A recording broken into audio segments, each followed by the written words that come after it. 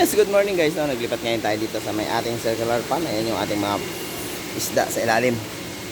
So kung makikita nyo, doon sila nagkukumpulan gawa na mayroong drum doon. Mayroong PVC. Doon sila nagkukumpulan.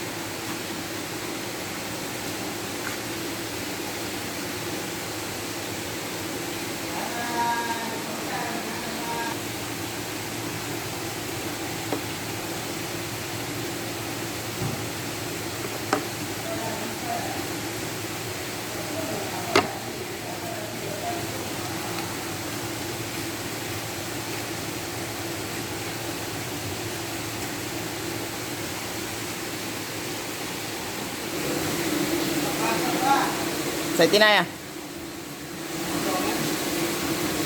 Galay. Apa? Alright guys, dito natin ilalagay yung ating mga lilipat ngayong araw na to. So, syempre, ready natin yung ating camera. Ya, no? Okay.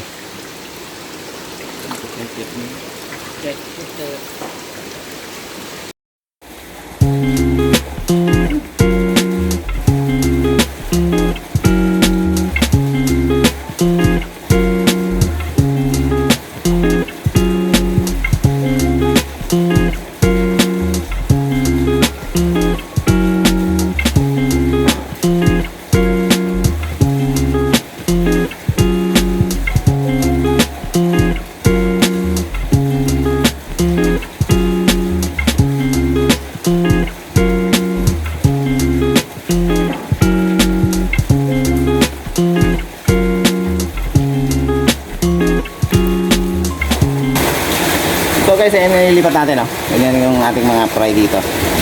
So 6 inches. Ganyan yung ating mga fry dito guys, no, di ba? Ang kaganda. Di ba?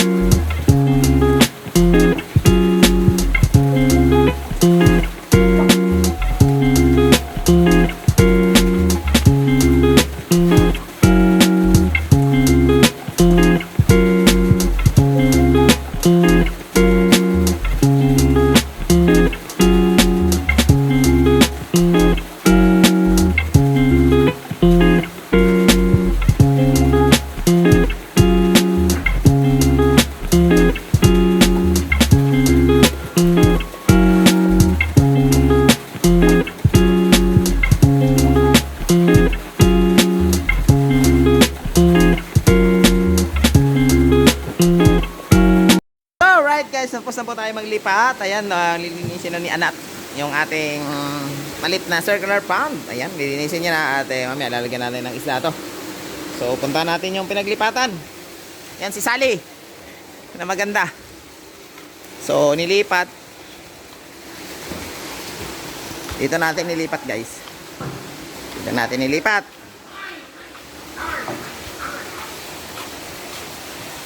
So, dito natin nilipat yon.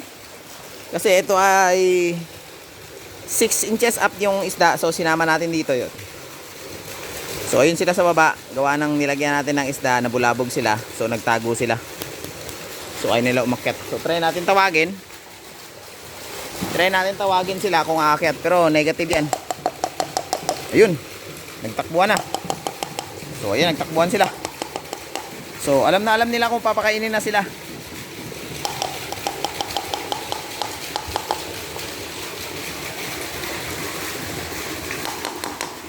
So ayan sila sa ilalim, oh. Nabulabog kasi sila eh. So nagpailalim sila, ayaw nila umakyat. Ganyan na ganyan yung mga lapu-lapo. Pag nabulabog, bababa na sila. So mamaya, pag nag-stabilize na yung mga yan, is akyat na yan at para kumain. Yun sila, oh, nagsasama-sama, oh. Try natin tawagin. Ayan na. Palapit na sila. Umiitim na mga kaibigan. Umiitim na. Woo! Ayun o. Umiitim sila guys. O ayun o.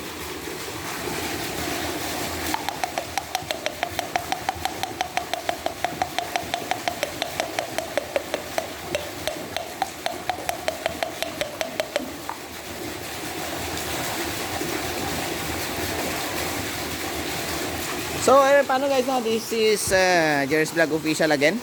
Maraming salamat po guys. No, ayan po yung ano natin. In na tayo ng tubig. In tayo ng tubig. Tapos out natin. Ayun. May out tayo na isa. Tapos mayroong out na pa rin tayo dito sa gitna na isa. So, umiikot yung ating tubig. Umiikot yung ating tubig guys. Para yung dumi is mapunta doon. Yun. Pag napunta doon yung tubig, yung dumi is ilalabas niya. So, ayun yung yung proseso ng ating circular pan cement. So, dito naman yan nilalabas. So, makikita nyo doon, hindi makikita. Doon yun sa kabila nilalabas yung out natin. Parang ganito. May nilalabasan. Ito na yung drainage natin. Doon, may lumalabas yan doon sa kabila. Hindi lang makikita kasi nakatakpan ng malaking drum na to. So, paano guys, no? Maraming salamat po and God bless po sa lahat. At huwag niyong kalimutan i-subscribe and hit and like and share our video today para ma-notify pa kayo sa mga latest upload natin dito sa my farm. So ayan, nagpapakain si Sally. Tingnan natin, nagpapakain siya ng mga isda. Ayan. Napakalupit.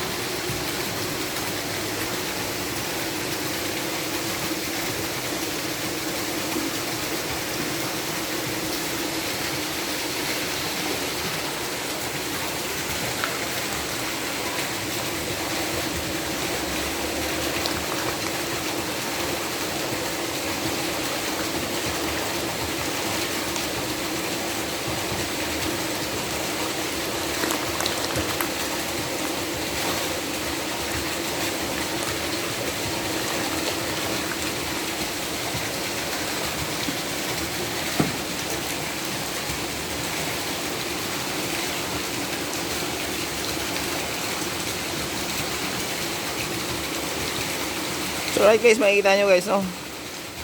Tuwing umaga tayo nagpapakain. Umaga, tapos tanghali, tapos hapon. Then sa gabi, hindi na po tayo nagbibigay ng pagkain. So, hinahayaan natin makapag-relax yung ating mga isda at saka makatulog sila. At hindi na masyado nating iniilawan. Kasi nga, pag nag-brown out, nagtatalunan sila, nasa-stress sila pag nag-brown out. Pag biglang namamatay yung ilaw or naiilawan sila, ganun ang nangalapo-lapo. Hindi ko lang alam pagdating sa ilalim ng dagat kung ganun pa rin yung kanilang behavior. Pero dito sa may pan cement natin is ganun sila. Pag inilawan mo kahit sa fish pen, pag biglang may ilaw, nabubulabog sila, nagtatalunan. Ganun pa yung behavior nila. So ayan guys, no? Kulang na kulang yung ating pagkain. Ang pinapakain pa natin is number 5 na pagkain ng hipon. Na lumulubog siya, lumulubog yung pagkain ng hipon. So ito sana is, this is a 5 inches up. Sana dito is pwede na yung dito floating feed sana. Kaso hindi na tayo mo order ng ganon. So pansamantala lang naman to, gawa ng ililipat din natin sa fish pen. Papakainin natin to ng trash feed. Yung trash feed yung natin dito, trash fish yung ipapakain natin para mas mabilis lumaki. So as of now, dito muna sila, dry feeding muna tayo. Pero mabagal talaga sila lumaki pag dry feeding. So yun yung natin. Tsaka hindi sapat.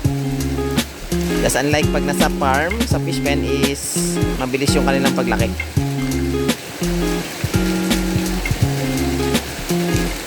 So alright guys, maraming salamat po. Yun, meron dong merong ayaw pumunta ron or ayaw kumain. Sige, bigyan natin.